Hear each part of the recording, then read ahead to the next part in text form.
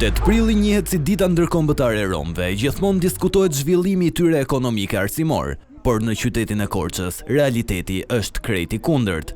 Guralie, lumturie, Nazifi jetojnë në këtë gjendje në një kasolle. E vetmja mënyrë jetese e tyre është të grumbullojnë metale në mbeturina, që më pas i shesin për të siguruar bukën e gojës. Me thëtë, ku të vëmë? Ose kemi ndonjë lekë, vlejmë ndonjë ashtu, pa përkraj jemi, pa ndim ekonomike, pa.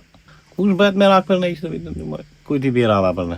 Shumë e vështirë është, shumë e vështirë, të sëmur jemi, shumë të sëmur. Ja, unë isha tash i dola në një vend edhe nuk jam shumë me probleme nga më dhem shtylla korrizore. Punonim në plera, tash i ikëm plera, s'ka plera, tash ja del burri për kazan. Edhe të rinjtë e komunitetit e Rom tregojnë vështirësinë e të jetuarit në një lagje të tillë, ku asnjëherë nuk ka patur investime.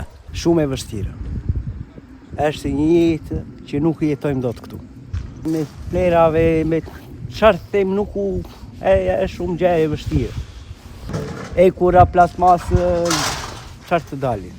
Në qytetin e Korçës jetojnë afro 23.000 banorë të identifikuar si pjesë e komunitetit egjiptian e Rom, ndërkohë në Fier u organizua një tryezë kushtuar sfidave me të cilat përballen romët. Vetëm për vitin 2024 rezulton se në këtë qark janë regjistruar 400 kërkesa për punësim nga komuniteti rom, ku 42 prej tyre janë finalizuar. Ndërsa aktivistët u kanë bërë thirrje prindërve rom të mos neglizhojnë arsimimin e fëmijëve.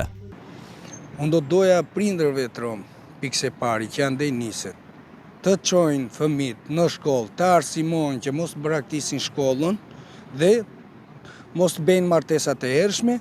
Një tjetër problem i diskutuar në tryezë ishte diskriminimi i shtuar ndaj këtij komuniteti, kryesisht në rrjetet sociale.